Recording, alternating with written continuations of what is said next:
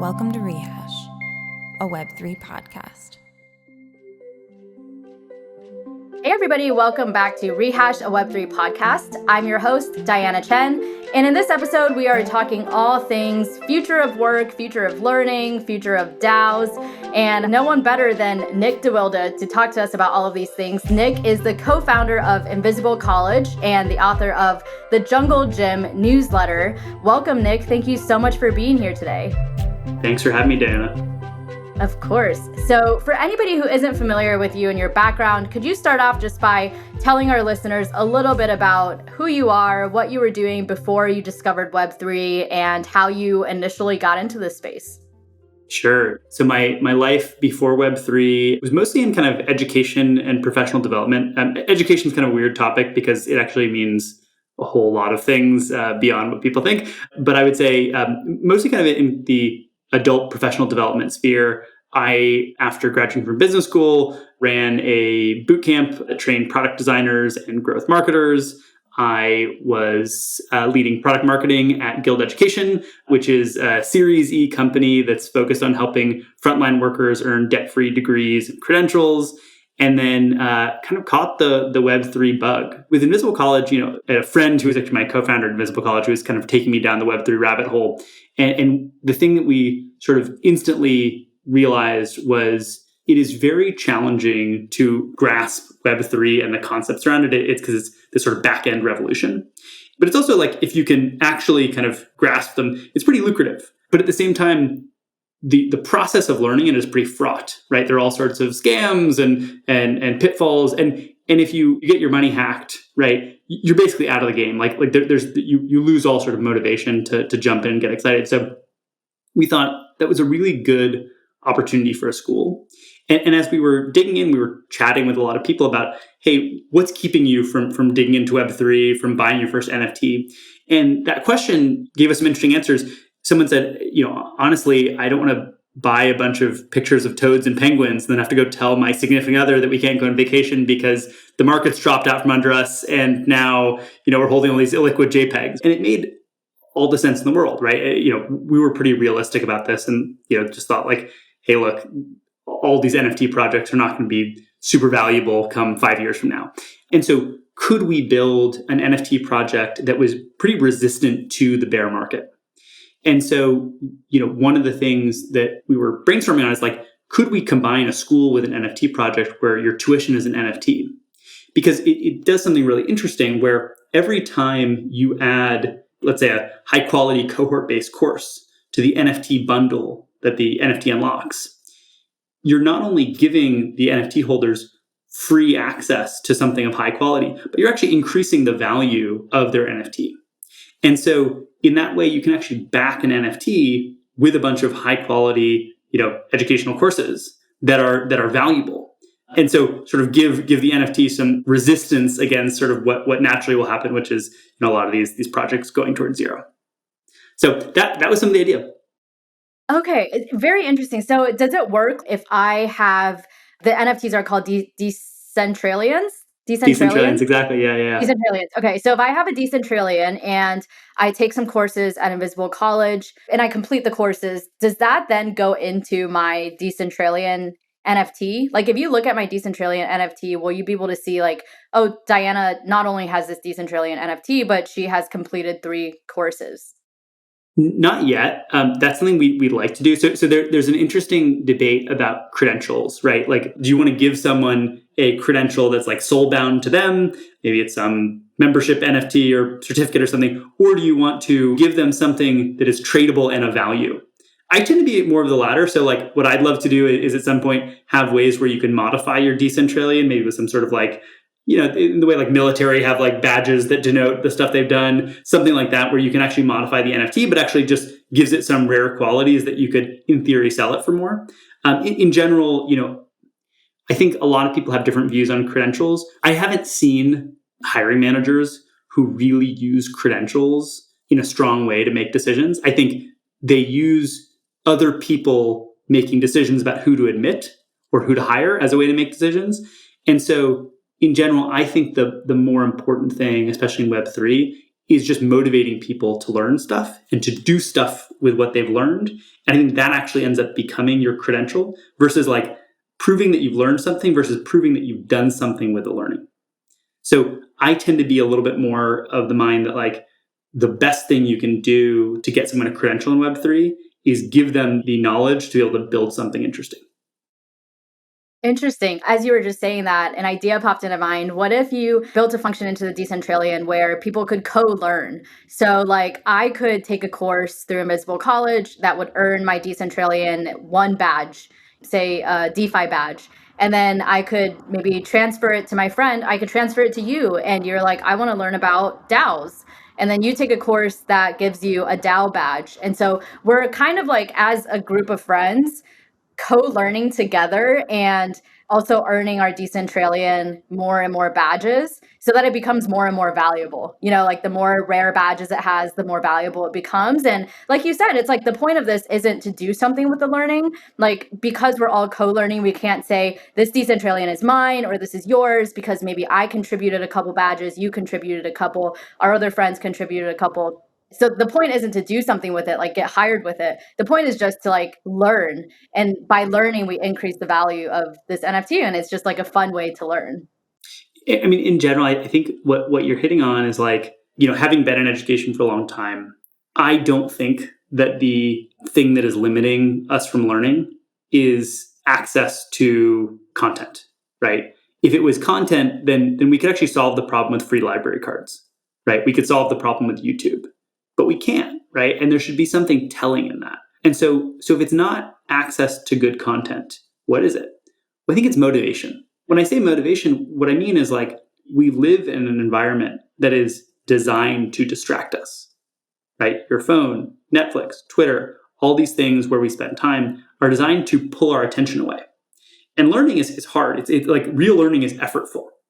And in order for learning to stick, you have to be able to concentrate for a significant period of time. And so, in my opinion, one of the special things about Web3 is being able to put new mechanics on the side of learning to be able to drive people to do things that are valuable for them.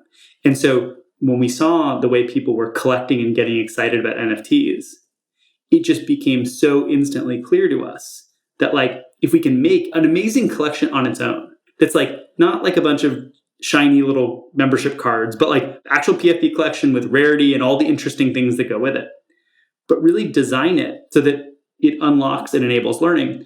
We think that's a really powerful thing because you can unlock community, and community has a lot of benefits for learning, right? There are a lot of questions that people have that there's a right piece of content out there, but they just don't know even the right words to Google. And so if you can put them in a community where everyone's got the same profile picture and people just naturally kind of want to help each other, you can actually empower learning by saying like, hey, I'm looking for something like this. And then someone can give you the right word to Google, and then you're off to the races, right? So these PFPs really enable community, and community really drives learning. And so we think that there's a really powerful thing there. Awesome. So with that said, how do you see Web3 and this concept of community changing the way that we learn in the future? Like, what do you see it doing to our traditional education system? Kids go to school K to 12 and then they, apply to university, they go to university. That's been the traditional model. What new models do you see evolving in the future? Well, there's this interesting saying that people have, which is like, your education is an investment. But what do people leave college with? A bunch of debt.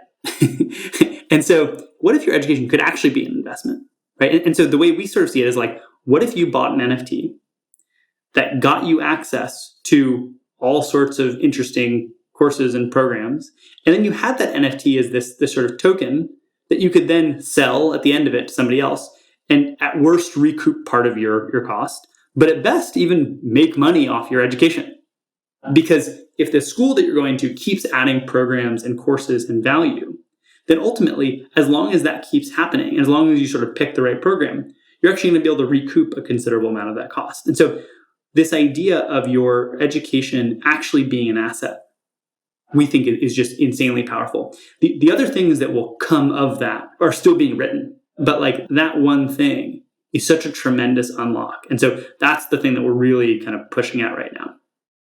Do you see a model like this ever becoming like ubiquitous in our society? Or do you see it still our traditional education system remaining the predominant way of getting an education for many, many years to come. I think that right now, NFTs are still sort of seen as this kind of degen asset, right? And they're not really taken super seriously. But what will happen is over time, unlocking value through an NFT, like Netflix with an NFT, right? Where like each time a new movie gets added, it's like your asset grows in value. That's actually a better consumer experience because you get to be a customer and an owner. That ultimately will outcompete just being a customer. And so I think that the next wave of education institutions who adopt sort of NFT ownership will, in the end, outcompete some traditional education systems. And so you'll probably end up having two education systems that kind of run alongside each other, which is exactly how it should be. You don't actually want to wholesale replace the old education system. You want a new one to be able to compete. And either the old one sort of adopts the best of and it gets better and stronger and provides more value, or the new one outcompetes it. That's typically how I think most things in Web3 will go, including gaming, including a whole bunch of other things.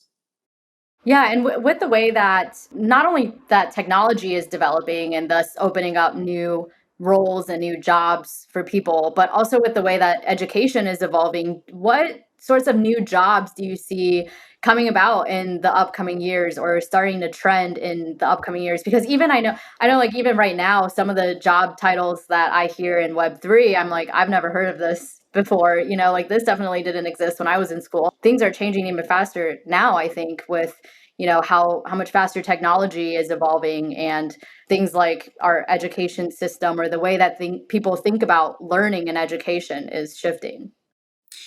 I think there are two big changes that will be happening over the course of the next decade.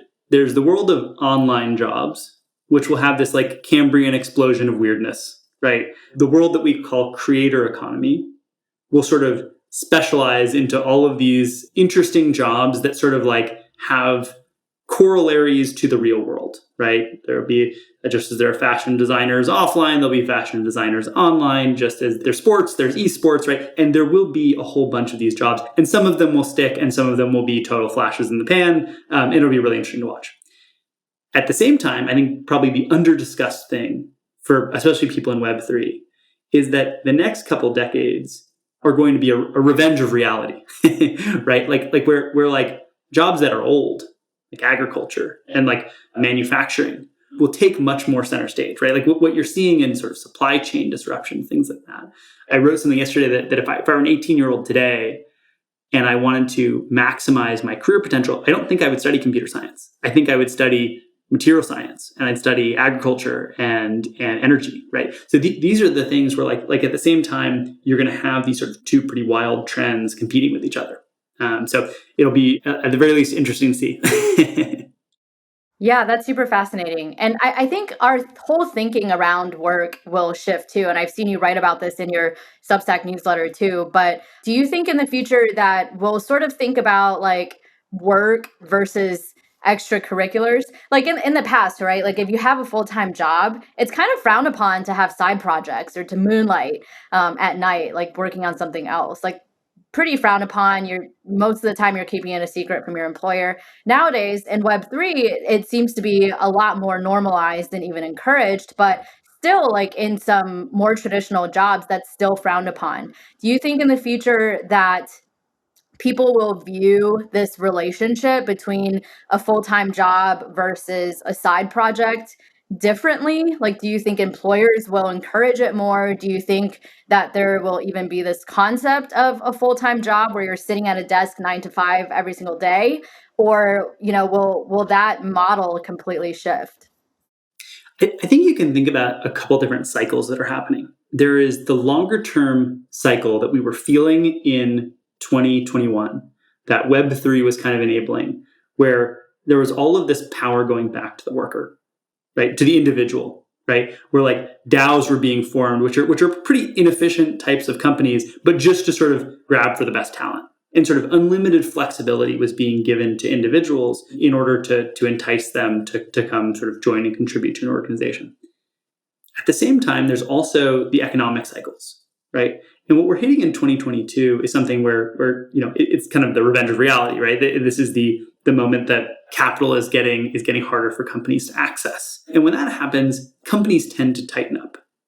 And so I think if you look at the next few years, it will look like a sort of return to normalcy a little bit. And I mean normalcy, not necessarily in saying that's good or bad, but just where workers will feel compelled to work 9 to 5. They'll feel compelled to keep their extracurriculars a little bit more quiet because they want to keep their jobs.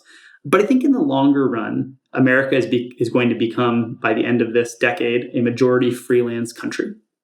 So you'll have people who have sort of much more opportunity and freedom to do different things at once. There will be many more opportunities to go work for the internet and it'll be less frictionful, right? You will be able to make money on the internet in small ways without sort of alerting your boss. I don't think work from home is actually going away. I think the forces of what's happening in the economy are only going to drive more remote work because companies need to save money and they'll want to hire globally. And so in that world where you can work from home, where you're not being monitored by a boss, there will be lots more opportunities to sort of steal away an hour or a half hour here and there to do so. Now, of course, there are much cooler companies who will be much more flexible at this than others. But I think if you're just sort of looking at like what are the kind of secular trends, I think it's worth making sure we don't confuse sort of this interesting rise in what's happening with Web3, which I think will keep going, with what the next couple of years might bring for our economy.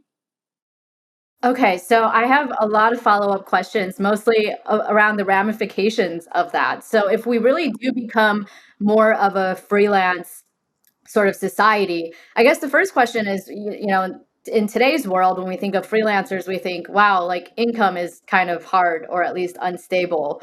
How do you see that changing in the future? Like for so many people to be able to sustain themselves as freelancers, there has to be, I would think, a shift in the way that income is structured for freelancers.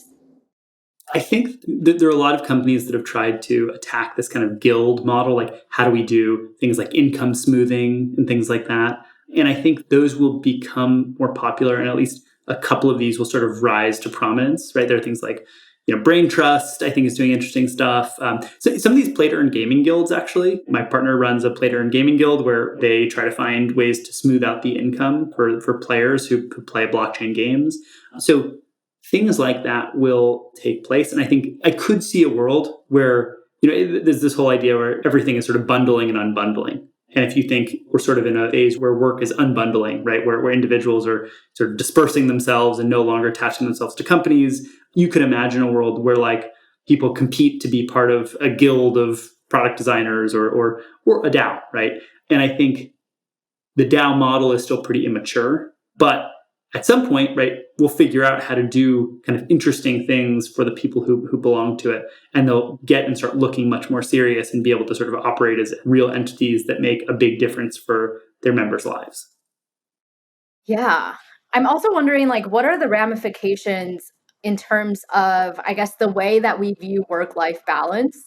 So I think, in the traditional world, this like hustle culture, the grind is almost encouraged, at least for young people. It's like if you want to make it in the corporate world, you better be ready to, have some sleepless nights in your 20s and just work all the time and not have time for anything else. Like that's almost become normalized in our society. Do you think with this new advent of the freelance economy really coming up that people will care more about work-life balance? And I mean, I can only see that having a positive impact, I think, on, people's mental health and just people being happier members of our society. But yeah, I'd be curious to hear your take. Yeah, my take is that like discourse about work in general has a culture war component to it. And it kind of maps to whether it's religions or political tribes, but like there's sort of take on one side, you have Reddit's anti-work, you have sort of massive pro-employee, we shouldn't have to work, we should be able to sort of live our lives without working, right? And then on the other side, you have Elon Musk, all-in hustle culture, sort of almost like nouveau puritanical religion around work, right? These two things are good mediating forces. And while they're both annoying, they're useful. And I think for each person in each stage of their lives, they have to kind of decide where they sit on that spectrum. I think probably if you're, in your early 20s, working a few extra hours, being the first person in the morning, being the last person out at night, maybe that's, sending annoying Slacks to your boss. I don't think that's going to hurt you. I think in your 30s when you have kids, right, it's really actually important to be able to spend time with your kids. So in general, right, I think you have to figure out what it is that you want, right, as a human being. And I think you can't let thought leaders who are, trying to farm engagement on Twitter be what leads you to decide what kind of work-life balance you want to have. And so, what I tend to advise young people, right, when I meet them like fresh college grads, is I say look, a really great career, one that really fulfills you at all levels, is hard to get, right? If it was easy to get, everyone would have one, but there's a lot of competition for those jobs that are great. The more kind of mastery you have over what you do, the more ability you'll be able to have to be able to sort of bargain to get those jobs and to be able to sort of create that career for yourself where you'll have lots of flexibility or where you can make lots of money or where you can get more of what you want. And so the earlier on that you can spend time sort of building the career capital that helps you unlock those kind of opportunities, the more likely you'll get them. It doesn't mean you have to make your life centric around work. And it's also okay to spend your 20s kind of dicking around, right? But you should have sort of some sense of the consequences around it and have some sort of intentional strategy around what you're doing and why, and not let your brain get taken over by a political tribe of work. Yeah. How do you think this concept of community that we were talking about with regards to education, community learning, co-learning, and then I always talk about co-creation with regards to content as being the future where people are going to want to come together and make content together. When we apply this thinking to the future of work, how do you think about, the way that people look for jobs in the future? I've already found myself now, whatever job that I may get in the future, I'll probably find from Twitter, the people that I interact with on Twitter. And that's kind of how you vet out the companies that you might work at and the people that you might vibe with. We're already starting to see this happen in Web3. Do you see this trend developing overall in our society? And what does that mean for companies that are trying to hire? Is it just going to be hard for companies to hire? Is it no longer going to be feasible for a company to post a job posting on Indeed and expect that people will just see it and apply? Will they have to go about different ways, maybe have more of a social presence or, how do you see that aspect of work and hiring playing out? Yeah, I think that most really desirable jobs people usually get through their networks. It all comes down to there's some gatekeeper who has to say yes to you, right? And if there's a gatekeeper who has to say yes to you, how are they going to make their decision about who to say yes to? And most people sort of don't trust their ability to assess someone and figure out if they're the right person. Some people trust themselves too much, but in general, most people are sort of, they're fearful of being fired, right? So they use proxies and shortcuts. One proxy is, did you go to a school that I know that is prestigious? Did you work at a company that I know that's prestigious? Or is there someone in my network who I trust who has verified you? And so networks have always been really useful in job searching. Now that individuals are not only building networks, but sort of audiences, there's actually just whole new ways that people end up earning jobs and finding opportunities. And I think the other thing that's an interesting trend, I would say, is that the audiences and the networks that people bring into their jobs are assets too. So if you look at, there are certain companies where that would kill to hire an employee who has a big Twitter following or LinkedIn following, because that person is actually sort of a marketing and recruiting channel for them. And it's sort of one of the under talked about pieces. But to answer your question, yes, I think that increasingly social signals will be really powerful in the recruiting process. And I think probably companies haven't totally caught up with that yet.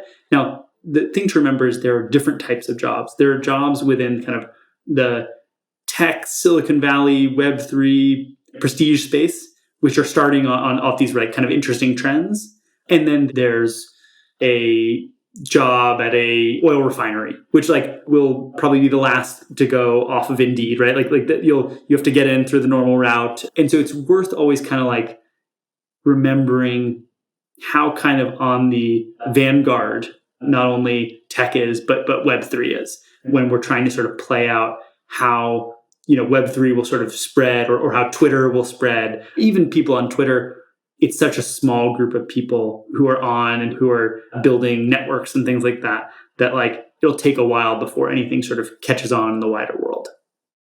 Yeah. So for that first bucket of companies you're talking about, more of like the tech, Silicon Valley jobs, what do you think those companies are going to have to do differently to hire top talent and be able to retain them? Because that seems to be an increasingly challenging thing for these tech companies. Yeah. Again, I think that I'd go back to the two cycles we're talking about. Right now, there's an economic cycle that is a negative downturn economic cycle. And in that negative downturn economic cycle, it won't be as hard to hire talent. It won't be as hard to retain talent. Over time, individuals will have more ways to earn money online and will have more opportunities to be able to freelance. And so there will be kind of stiffer competition. At the same time, there will also be stiffer competition for high-paid Americans from abroad. A lot of these things have to do with competition. And so it's worth sort of always kind of keeping them in mind, right? There will be better options for individual workers, but there'll also be better options for companies. And so these two things will kind of compete. Overall, though, I do think that when it comes to like retention and when it comes to attraction, companies will need to compete with the internet, which is pretty hard. And so what the internet has going for it is like tons of flexibility, not having an annoying boss hanging over your shoulder. It has a network that you can access, like a fun status game that you can play all the time. And that's really powerful. And so the internet as a competitor, it will be a tough one for companies to grapple with. And so more and more companies will have to sort of adopt some of the practices of what it's like working for the internet for their individual employees. I think that's the trend that will happen over time. But don't be surprised if we go through some interesting dips that have to do more with the economy and this proliferation of global remote work. You also mentioned a couple of times, this idea of like work and learning shifting to like becoming more global instead of within our limited spheres and networks that we grow up in. And I can't help but wonder what all of this, like all the trends that we're just talking about, what that'll mean for individual nations to be able to keep their workers. Like for, younger people nowadays, people that are in college now that are looking for jobs soon, or even people in their 20s, what is the motivation for people to stay in their home country, like for Americans to stay here instead of to, move to Lisbon or find somewhere cheaper to live where they can have the same high paying job, but have a better standard of living, or just to become full digital nomads, which this remote work and internet has really enabled for people. Like, what do you think this will mean for, I guess, it's kind of a big question for the future of like nations? It's a great question. One sort of big secular trend that's happening that's probably undercovered is the big demographic shift that's happening, where you have lots of baby boomers retiring. And in most countries, there are not enough children to replace them. And so working age adults are going to be a hot commodity that will be heavily competed over. And right now, America's immigration policy is horrible. At some point, someone will come realize that like being able to import smart working age adults who are already educated is one of the best hacks you can have in a country, but we'll leave that to another day. Individuals, right now, we've grown up in the global order, right? You could get any good from any country, sort of regardless of geography and demography. If you ask me to sort of predict what the world is going to be like in 10 years, it's going to be remarkably different. And remarkably different in a way where there are a lot of countries that will not be desirable to be in because they're sort of export-led economies, or they import too much of their food or energy or things like that. And that order is breaking down. And so I think to a certain degree, countries like the US will have to some degree a lock on the talent that they have more over time. Because frankly, if you're an individual here, you can kind of work from any company around the world, right? So there's no need to sort of move to another country, especially if that country can no longer sort of supply you with the goods that you're used to. I think at the same time, it will be really important for countries like the US and other countries to like preserve and not have brain drain for their young, ambitious workers. One thing that you probably have going for you if you're in a non-US country is that a lot of the companies that you may want to work for are US based, and you can live pretty well on a much kind of lower salary. So you become much more competitive if you are in another country. That said, the question is sort of how long are those countries going to be ones where that trade-off is a good one? Yeah, I think that's a good question, and that'll be interesting to see. And I think that that's something that we saw with COVID, not so much like global living or global travel, but at least within the States, I think we saw a trend of young people moving away from the cities where it's super expensive and finding smaller cities to live in that's a lot more cost effective. Their dollar goes, much farther than it would in one of the major cities. And I wonder if that shift will keep happening now that COVID has kind of let up a bit. And this is like bad timing to be talking about that with you since you just went through that, but that, travel is more available now. And I wonder if that we'll keep seeing that trend happen now, just like at a global scale. But I guess it really is hard to predict, how these cycles will go. And It's hard because there's so many interesting trends happening at once, right? And like we've kind of covered some of them, and some are going to be driving people back to offices and driving workers back to safety. And some are going to be allowing workers more flexibility and freedom. And so what you're going to see at the same time is like there are forces that are empowering workers that will sort of keep going. And there are temporary forces that are going to disempower workers. And it'll be interesting to watch how it plays out in the short term. I think in the longer term, workers will have a lot more optionality. And that's going to be really good for things like, having kids, right? Like it is much better if a mom, like my wife can work from home a lot and spend time with their young child while still keeping a career if they want to. It's much better if that family can move to a suburb or to a rural area with much sort of better quality for life, and they can actually bring in some of those dollars into that community. So I think overall, remote work is going to be a really good thing.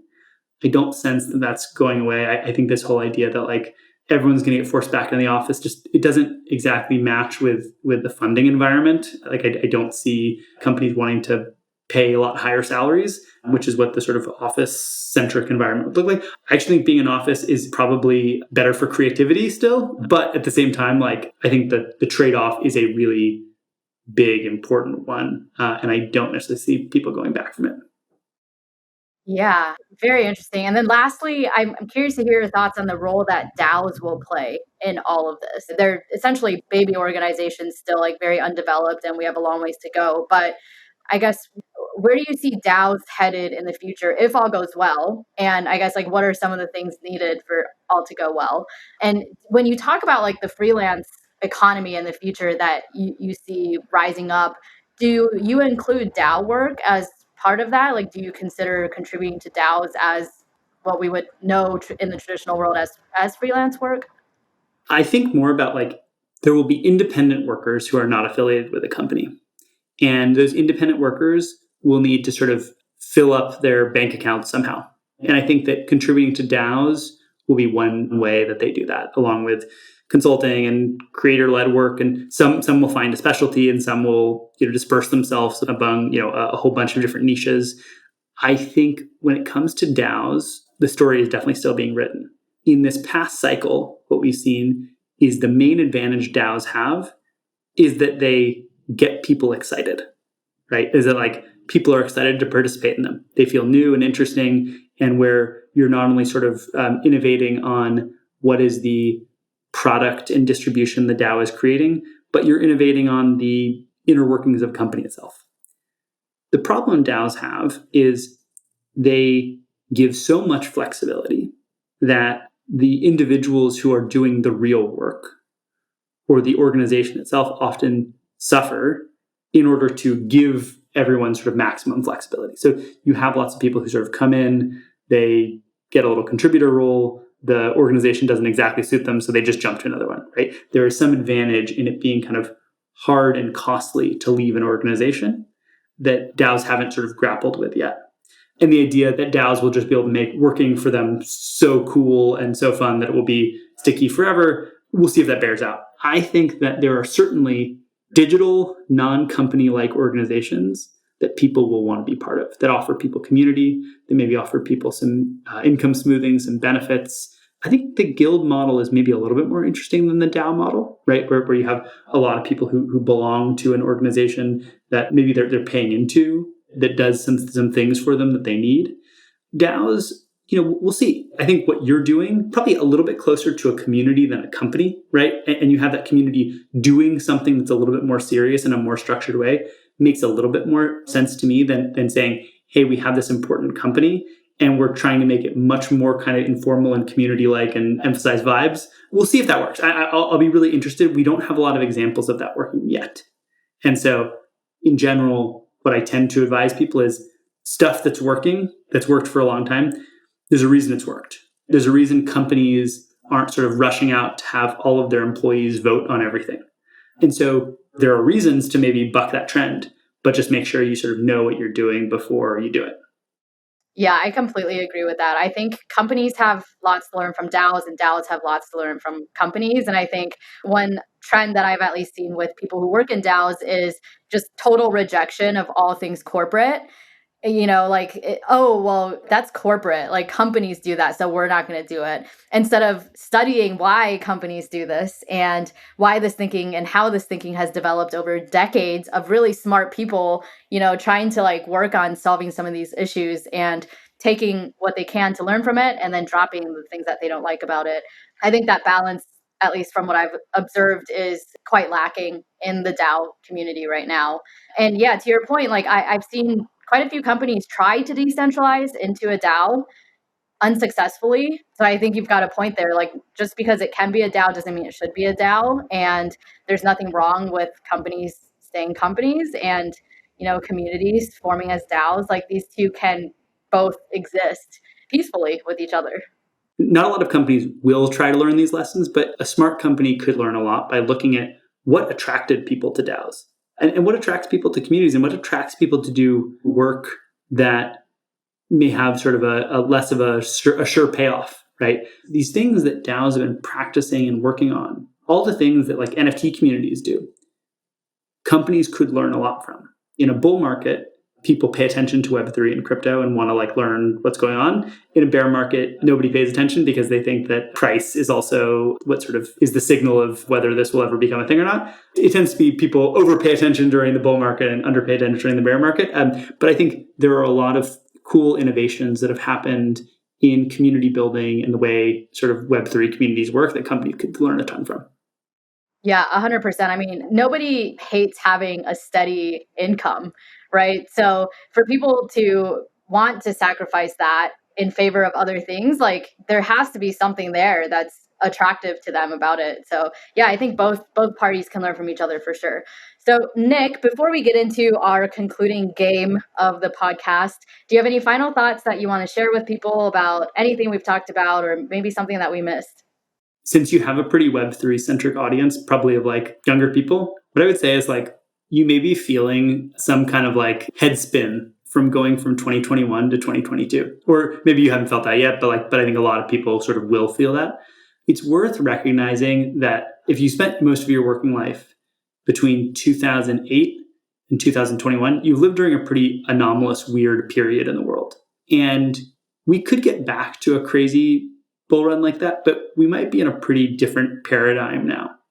Some things will be used from that last paradigm that will be valuable, but it's worth looking at this with kind of fresh eyes and just understanding that there are forces at work that drove the trends of the last decade that will be very different now. And to plan your career somewhat accordingly, not sort of assuming that we're going to have these crazy bull runs that will allow people to quit and become, full-time NFT traders as a career move. We're moving into a different world, and it's always useful to kind of look at what's different and try to get your bearings. And so I think that's, as someone who writes and thinks a lot about careers, I just think it's a moment where it's good to sort of take some of the preconceived notions that, we've all developed during 2021 and sort of re-examine them and make sure they still apply in this sort of world that we're entering into. I think that's really good advice. Yeah, what a good note to leave on. All right, well, let's finish on a bit of a lighter note and more fun note. That was a bit grim. Hopefully, yeah. Sorry. I didn't mean to be a doomer. I think that the coming world is super exciting and interesting, and I think there'll be lots of cool opportunities. I just think it's going to be different than the last one we've been in. Yeah, no, and I mean, I think people need to hear more of your message than the messages that are being circulated out there that just seem a bit reckless. So no, that really is a really good piece of advice, and I hope people take that seriously and take it to heart. But last thing, got a quick little game for you. It's called This or That. I will give you 2 words, A or B, and you tell me which one you prefer. There's no explanation needed, just really quick lightning fire round. Let's do it. Ready? Okay, first one, Bitcoin or Ethereum? Bitcoin. Crypto or Web3? Crypto. DAOs or NFTs? NFTs. Bear market or bull market? Bull market. Specialist or generalist? Generalist. Working or learning? Working. Work or life? Life. Books or podcasts? Books. Past or future? Past. And last one, humans or aliens? Decentralians. Good answer. I wish we would have gotten into the generalist versus specialist thing a little bit more. Well, I'll give you my quick thoughts. I think in a society that is changing as rapidly as ours is, having a generalist toolkit is pretty undervalued. And I think there is probably like a lack of knowledge in writing, actually something that I'm hoping to fix on what it means to actually level up as an expert generalist. Like, I think there's this idea that like all generalists are novices and like all specialists are experts. And I think that you can be a novice and an expert generalist. And I think probably I'm sort of looking at like what's more sort of underrated. I would say generalist. I think obviously as a specialist, there's a well-trodden path with lots of cool options. But, let's say you're a product designer, grappling with, what's happening with AI and DALL-E, right? Like, who knows what the next decade looks like? So being a specialist, you sort of, I think, will need to be able to pivot quite quickly depending on kind of what technology in the world brings. And for that, I think it's valuable to have a generalist mindset where you can jump into kind of multiple specialties. Instead of being the 90th percentile at something, you can be the 75th percentile at the intersection of 3 weird things and always add new things to that. So that's my perspective, at least. Yeah, I can't wait to read the piece that you read about that, because I've always felt like a generalist myself, and I've been sort of told my whole life that, oh, like you must be a novice at everything then, and you've got to specialize. And I think another big like pro for being a generalist is that you have better perspective when you have some expertise in many different fields. When you think about problems and how do I solve this problem, how do I make this product better or a service better for our customers, you have more of a well-rounded perspective on that issue than a specialist might have.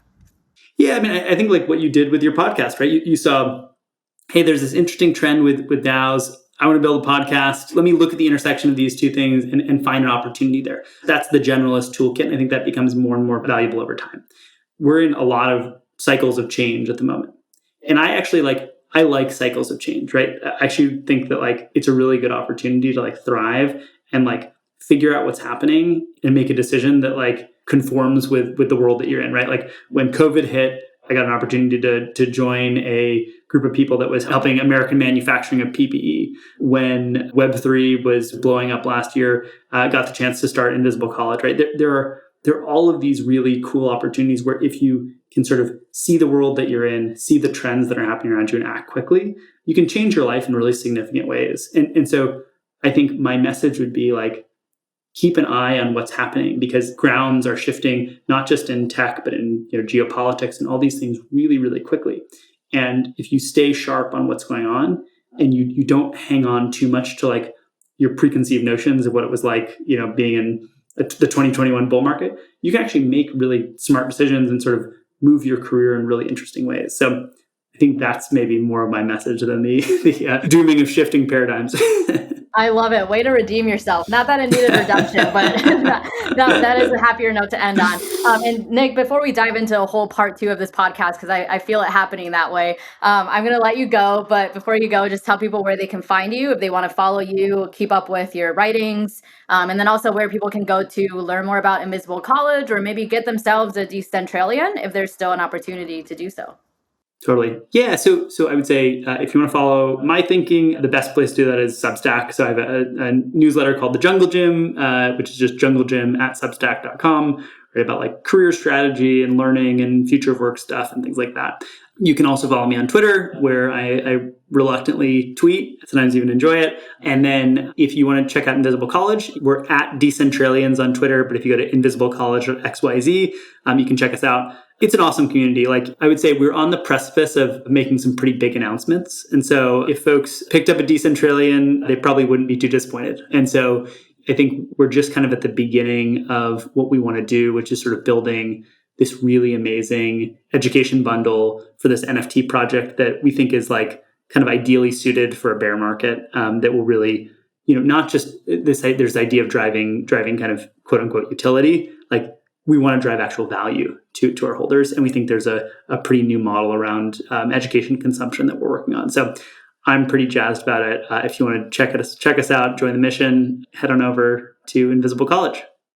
Very cool. I love the little cliffhanger there. I'm going to be checking you guys out for sure. And I can't wait to see how you guys develop Decentralians and Invisible College. I'm super stoked for the project. I think it's a really good idea, and I'm just excited to follow along. So thank you, Nick, for taking the time to come on the podcast today. Really appreciate you. And thank you, listeners, for tuning in. And we'll be back again soon with our last episode of season 2 coming up next. Thank you for tuning in to this episode of Rehash, a Web3 podcast. The guest from this episode, Nick, was nominated by Lyle and voted onto the podcast by Caitlin, Ellie Dots, and Bezod. Some of the questions you heard were submitted by Lyle and Karsten. Rehash is hosted by Diana Chen, produced and edited by Ellie Dots and Tyler Internet, and as always, supported by Rehash DAO. To stay up to date on all things Rehash, you can follow us on Twitter at RehashWeb3 and join our Discord to get involved.